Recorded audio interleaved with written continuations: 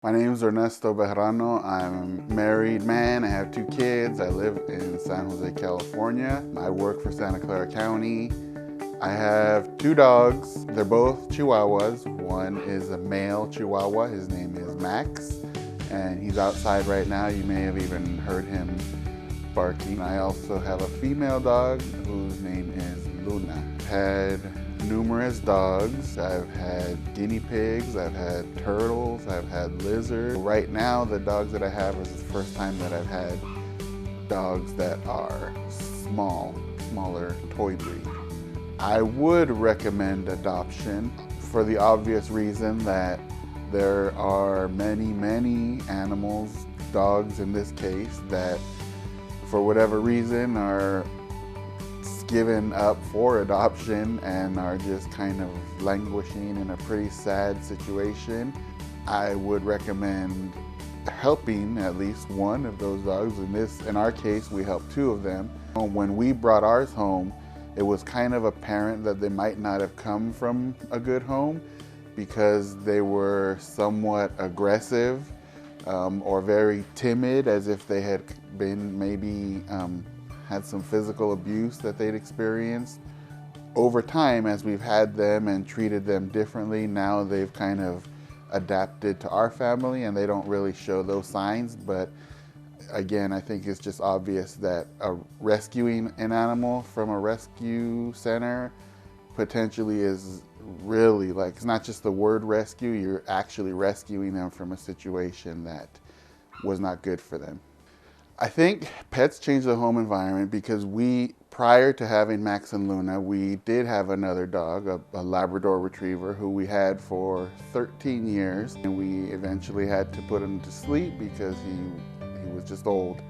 And so the time between when we put him to sleep and when we got the new dogs, looking back, it kind of felt a little bit empty, for me at least, and I think for my daughters as well. Not having dogs, or a pet dog or that companion at home did kind of leave a gap. Because it was so hard to put our old dog to sleep, and it was hard for me and for us, it took a while, and I was hesitant to get new dogs. But when we decided to adopt Max and Luna, I'm glad we did it because, like I said, it does fill a gap in someone's home that's been used to having a pet dog. I think having dogs and pets over the years has been a learning experience for me, just about, seeing dogs and pets more and more as companions and really part of the family, and not so much as part of the family, but separate. So the day that we did decide to adopt, first of all, I had seen Max on the website of the adoption center, and that was my intent to go to get Max. We went in, and it could be just my brain just wanting to believe this, but it really did seem that when we entered the observation area, myself and my daughters, it seemed like Max knew us already. He just started really barking, and he just seemed to connect with us, and it felt like right away my daughters and myself kind of connected with him. It just seemed like there was some kind of connection there. We had a similar experience also with the Luna.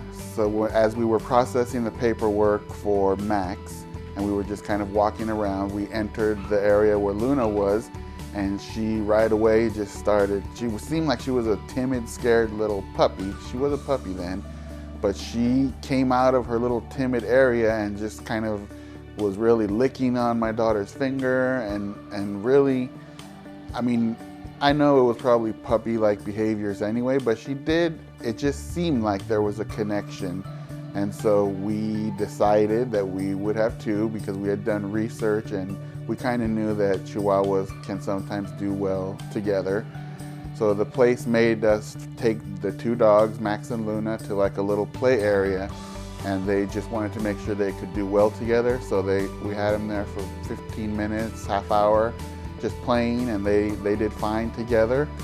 So at that point, we sat down and we had our dogs, and they went over the paperwork. And at that point, actually, we did find out that Max has a medical condition kind of common to Chihuahuas with his knees that will probably eventually need some medical care, but for now, you know, he's healthy, and that's something in the future.